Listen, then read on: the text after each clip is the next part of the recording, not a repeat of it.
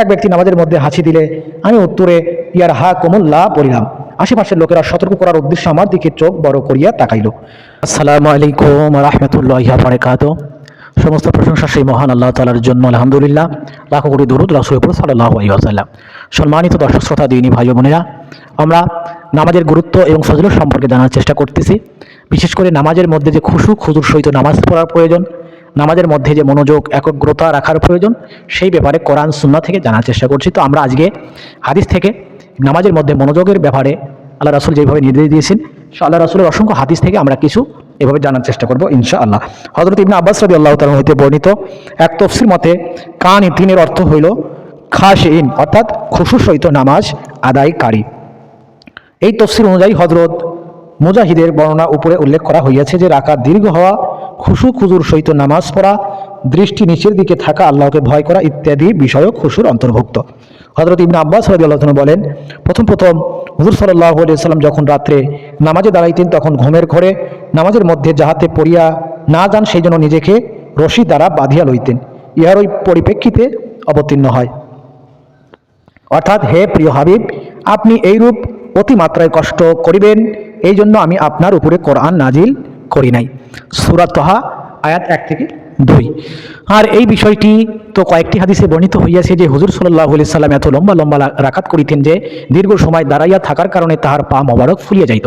আল্লাহ রাসূল এত সুন্দরভাবে নামাজ আদায় করতেন এবং নামাজগুলো এত দীর্ঘ এবং লম্বা ছিল যে আল্লাহ রাসূলের পা মোবারকগুলো ফুলে যেত। যদিও আমাদের প্রতি অতিরিক্ত স্নেহের কারণে তিনি ইরশাদ করিয়াছেন যে যতটুকু তোমরা বরদাস্ত করিতে পারো ততটুকুই মেহনত করো। এমন যেন না হয় যে ক্ষমতার বাহিরে মেহনত করার কারণে সবই থাকিয়া যায়। একজন মহিলা সাহাবী এইভাবে নিজেকে রশিতে বাঁধিয়া নামাজ পড়িতে শুরু করিয়াছিলেন, তখন হুজুর সাল্লাল্লাহু আলাইহি সাল্লাম তাহাকে নিষেধ করিয়া দিয়েছিলেন। তবে ইহা অবশ্যই মনে রাখিতে হইবে যে সহ্য ক্ষমতার ভিতরে নামাজ যত বেশি দীর্ঘ করা হইবে ততই উহা উত্তম এবং উৎকৃষ্ট হইবে।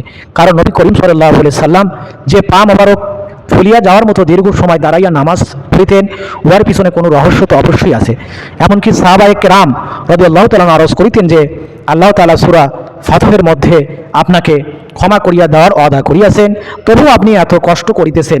হুজুর সাল্লাল্লাহু আলাইহি সাল্লাম ইরশাদ ফরমাইতেন, তবে আমি আল্লাহর শুকরগুজার বান্দা কেন হইব না। এক হাদিসে বর্ণিত হইয়াছে নবী করিম সাল্লাল্লাহু আলাইহি সাল্লাম যখন নামাজ পড়িতেন তখন তাহার সিনা মোবারক হইতে জাতাকলের আওয়াজের ন্যায় অবিরাম কন্দনের আওয়াজ, অর্থাৎ শ্বাস রুদ্ধ হওয়ার কারণে বাহির হইত। অন্য এক হাদিসে বর্ণিত হইয়াছে ফুটন্ত ডেকচির ন্যায় আওয়াজ বাহির হইত। হযরত আলী রাদিয়াল্লাহু তাআলা বলেন, বদরের যুদ্ধে আমি হুজুর সাল্লাল্লাহু আলাইহি ওয়াসাল্লামকে একটি গাছের নিচে সারা রাত্রি দাঁড়াইয়া নামাজ পড়িতে এবং কন্দন করিতে দেখিয়াছি। আরও বিভিন্ন হাদিসে ইরশাদ হইয়াছে, আল্লাহ তাআলা কতিপয় লোকের উপর খুবই খুশি হন। তোমাদের মধ্যে একজন হইল ওই ব্যক্তি যে শীতের রাত্রে নরম বিছানায় লেপ জড়াইয়া রহিয়াছে আর পার্শ্বে প্রাণ প্রিয়তমা স্ত্রী শুইয়া আছে, তথাপি সে তাহাজ্জুদের জন্য ওঠে এবং নামাজে মশগুল হয়। আল্লাহ তাআলা তাহার উপর খুবই খুশি হন এবং আশ্চর্য প্রকাশ করেন। আলেমুল গায়েব হওয়া সত্য গর্ব করিয়া তিনি ফেরেশতাদেরকে জিজ্ঞাসা করেন, এইভাবে দাঁড়াইয়া নামাজ পড়িবার জন্য এই বান্দাকে কোন জিনিসে বাধ্য করিয়াছে? ফেরেশতাগণ আরজ করেন, আপনার দয়া এবং দানের আশা এবং আপনার শান্তির ভয়। তখন আল্লাহ তাআলা বলেন, সে আমার কাছে যে জিনিসের আশা করিয়াছে তাহা আমি দান করিলাম এবং সে যে জিনিসের ভয় করিয়াছে উহা হইতে নিরাপত্তা দিলাম। হুজুর সাল্লাল্লাহু আলাইহি সাল্লাম ইরশাদ করিয়াছেন, আল্লাহর পক্ষ হইতে বান্দার জন্য উহা হইতে উত্তম পুরস্কার আর নাই যে তাহাকে 2 রাকাত নামাজ পড়ার তৌফিক দিলেন। অর্থাৎ 2 রাকাত নামাজ পড়ার মধ্যে বলে আল্লাহ তাআলার বলে কত দয়া, কত অনুগ্রহের বিষয় যে আল্লাহ তাআলা কোনো ব্যক্তিকে, কোনো বান্দাকে 2 রাকাত নামাজ পড়ার তৌফিক দিয়েছেন। কারণ আমরা দুনিয়ার মধ্যে অনেক মানুষ দেখি যারা সারা বছরে 2 রাকাত নামাজ পড়তে পারে না। আবার এমনও কিছু মানুষ আছে বলে সারা দুনিয়ায় সারা জীবনের মধ্যে সে 2 রাকাত নামাজ পড়ার কি তার এভাবে নসিব হয়নি, তকদির হয়নি। এই জন্য নামাজ ইসলামের সবচেয়ে গুরুত্বপূর্ণ ইবাদত, গুরুত্বপূর্ণ বিধান।